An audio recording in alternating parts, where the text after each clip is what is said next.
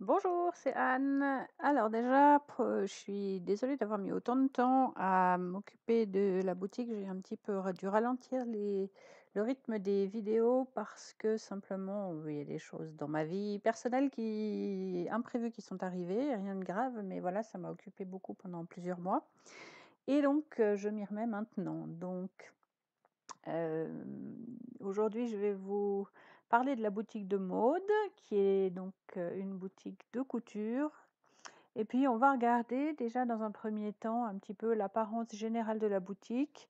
Qu'est-ce qui me vient à l'esprit quand j'arrive sur la boutique? Alors, la toute première chose que je vois, c'est que les photos sont un petit peu sombres. Il n'y a pas tellement de contraste. Et la première chose pour donner envie en fait aux clients d'acheter quand on arrive sur une boutique internet, c'est vraiment les photos. Parce que, c'est très différent de l'achat en personne. Dans un achat en personne, les gens peuvent prendre les choses dans les mains, ils voient les couleurs en vrai, ils peuvent le tourner sous toutes les coutures, enfin vraiment, oui, là, c'est le cas de le dire. Mais quand on n'a pas cette possibilité-là, comme c'est le cas avec internet, il faut vraiment que les photos, attirent l'œil, d'accord? Et là, si on voit une de ces photos au milieu d'une autre série de photos d'objets similaires qui ont plus de contraste, où le blanc est vraiment blanc, c'est probablement sur les autres qu'on va cliquer avant. Donc ça vaut vraiment la peine de prendre du temps pour éditer les photos après les avoir prises. Là, par exemple, si vous regardez ici ces 2 photos, donc là, on a le cactus et là, on a le perroquet. Heu, on voit que la couleur du blanc n'est pas la même sur le fond. Ici, on a un blanc qui est légèrement jaune, un petit peu rougeâtre, et ici, on a clairement un blanc qui est bleu, et du coup, c'est extrêmement difficile de se faire une idée réelle de la couleur du tissu. Parce que si le blanc est pas blanc, ça nous donne l'œil n'a pas de point de repère, en fait, pour voir exactement comment est vraiment le tissu. Alors si je descends un petit peu plus, cette photo-là, par exemple, du point de vue de l'équilibre des couleurs, elle est un petit peu mieux. Le blanc est déjà plus proche d'un vrai blanc. Par contre, je ne mettrai pas la bougie à côté parce que, sur la première photo, ce que les gens ont besoin de savoir immédiatement au premier coup d'œil, c'est qu'est-ce qu'on vend? Et s'il y a 2 objets sur la photo, on c'est pas évident. On doit se poser la question, et si on se pose la question, en général, on n'achète pas sur internet. Il faut vraiment que ce soit évident. Donc, ce qu'on appelle les photos lifestyle, c'est bien de les garder pour, les photos suivantes, en fait, dans un listing, mais pas de les mettre en premier. En premier, il faut vraiment, que ce qu'on vend saute aux yeux. Et en plus de ça, là, je suis sur la boutique, donc je vois les photos, en grand, mais quand on va les trouver dans un résultat de recherche, ça sera petit, et on n'arrive pas vraiment à voir que ça, c'est une trousse, et donc on va penser que ce sont des bougies qu'on vend, parce que c'est ça qui attire l'œil en premier sur cette photo. Donc c'est important de réfléchir aux photos, c'est important de faire des gros plans. Sur une photo comme celle-là, ici, par exemple, je reviens sur le cactus, je vais cliquer dessus pour qu'on voit la photo en grand. Le fait qu'elle soit prise le long d'un mur, ça donne une différence de texture et une ligne au milieu de la photo qui attire l'œil et qui, le distrait, si vous voulez, du produit, du produit principal, qui est ce qu'on veut vendre. Donc, une manière, facile de faire un fond photo, c'est d'acheter une grande feuille de papier canson, par exemple. Heu, Si possible blanc, mais un blanc un tout petit peu, cassé pour, pas qu'il soit trop lumineux, et de le poser contre le mur, vous le scotchez juste un petit peu plus haut, et puis il va se poser contre le sol, et ça fait un fond qui est uni, en fait, uniforme, et vos objets ressortiront vraiment beaucoup mieux là-dessus. Donc je vais juste aller voir les autres photos. Alors elles ont toutes le même problème de couleur, mais au moins la couleur d'une photo à l'autre est consistante. C'est-à-dire qu'on n'a pas des blancs différents d'une photo à l'autre. L'idée des photos est bonne, c'est-à-dire qu'on voit vraiment toutes les vues de l'objet. Mais encore une fois, le fait non seulement d'avoir une ligne au milieu de la photo, mais aussi de voir la texture du mur et de voir la texture du tapis, ça donne un petit côté vraiment fait maison. Et malheureusement sur Etsy, maintenant, la vente se professionnalise de plus en plus, et il faut avoir des photos qui soient de qualité professionnelle, pas au sens où vous devez les faire faire par un professionnel, mais qui soient, vraiment axées sur la vente, sur le marketing, et sur comment valoriser votre produit. Si on a vraiment l'impression que la photo est fait maison, c'est pas tout à fait la bonne optique en fait pour vendre sur Etsy maintenant, même si l'histoire de l'objet est importante et le fait qu'il soit fait main est importante. Mais la photo elle-même, c'est vraiment le premier contact qu'on a avec l'objet et il faut qu'elle soit bonne. Alors, pour équilibrer les couleurs d'une photo, il y a beaucoup d'outils qui sont disponibles. Si vous êtes familière avec Photoshop, on peut faire ça assez facilement dans Photoshop.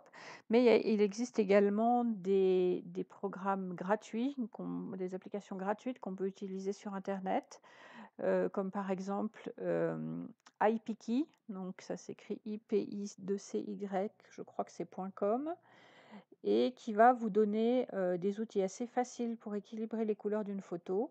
Ce à quoi il faut faire attention quand on utilise des applications, en particulier sur le smartphone, c'est que euh, les applications sur smartphone, très souvent, elles vont réduire euh, zut, il y a un mot qui m'échappe, résolution, voilà, la résolution des photos, c'est-à-dire qu'elles vont effectivement corriger la photo, mais elles vont vous fournir le résultat dans un format qui est trop petit au point de vue du nombre de pixels, au point de vue informatique, pour donner une belle photo sur Etsy. Donc c'est mieux de faire ça sur un ordinateur et d'utiliser des applications un tout petit peu plus avancées. Après, moi, comme j'utilise Photoshop, je connais assez peu les applications sur smartphone. Et puis, comme je prends des photos aussi d'objets très petits, j'ai besoin vraiment d'un bon appareil photo. On peut faire pour des objets de cette taille-là, le smartphone est parfaitement adéquat. Par contre, il faut vraiment faire attention à l'édition des photos et c'est vraiment une chose qui est importante pour qu'on puisse avoir envie d'acheter les produits, ou en tout cas de cliquer dessus quand on va les trouver dans un résultat de recherche. N'oubliez jamais que dans un résultat de recherche, on va voir les photos vraiment en petit, plus petit que ça en fait, plus petit que ce qu'on voit sur la boutique, et que donc il faut absolument qu'elles prennent le plus de place possible. Par exemple, celle-ci, de nouveau, je reviens sur le cactus, elle pourrait être cadrée beaucoup plus serrée, hein. Celle-ci, elle est déjà un peu plus serrée. Après, il faut bien réfléchir si quand on voit la photo de loin, on arrive à voir ce que c'est. Ici, par exemple, on voit qu'il y a une trousse ou une petite pochette. Par contre, ça, c'est pas du tout évident au premier abord. Qu'est-ce que c'est? Parce que de loin, on voit pas la différence. Enfin, on voit pas les différents, la ligne de démarcation, je dirais, entre les différents carrés ici.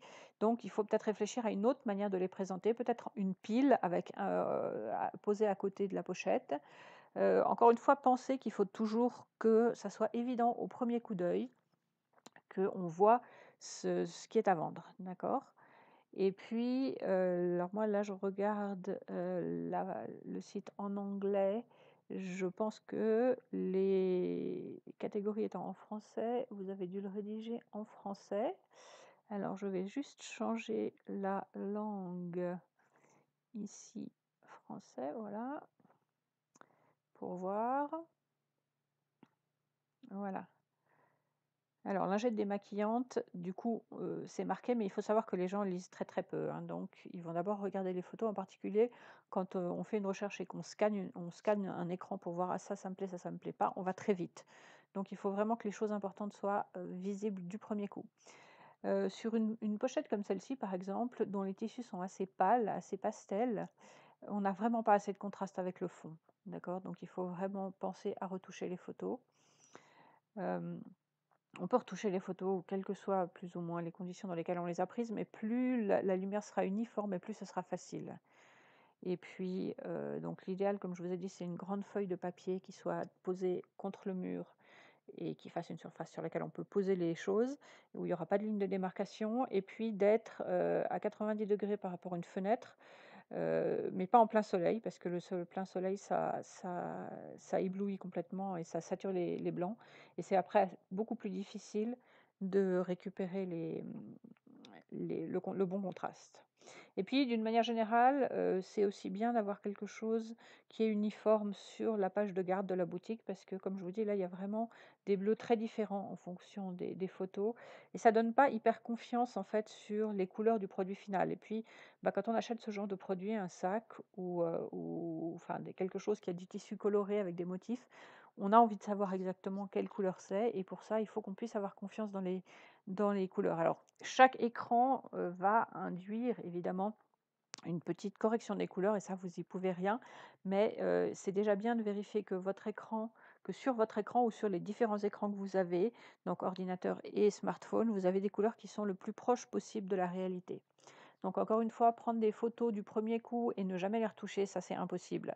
C'est dans le sens où on n'aura jamais 2 fois exactement la même chose et toutes les photos que vous voyez dans les catalogues, dans les magasins, elles sont toutes retouchées. On Ce qu'il faut par contre, c'est avoir un setup de photos qui vous permette d'aller vite, c'est-à-dire que qu'il soit reproductible. Vous n'avez pas à chaque fois besoin de réfléchir à comment va être la lumière et cetera. Alors la lumière du jour, c'est une bonne méthode, mais pas la lumière du soleil direct. Et puis, sinon, on peut aller dans des choses plus complexes avec des projecteurs qui permettent de prendre des photos en conditions studio. Mais même ces photos-là, elles vont devoir être retouchées. Donc c'est important de savoir qu'on va de toute façon devoir retoucher les photos, mais plus la lumière sera uniforme et plus ça sera facile.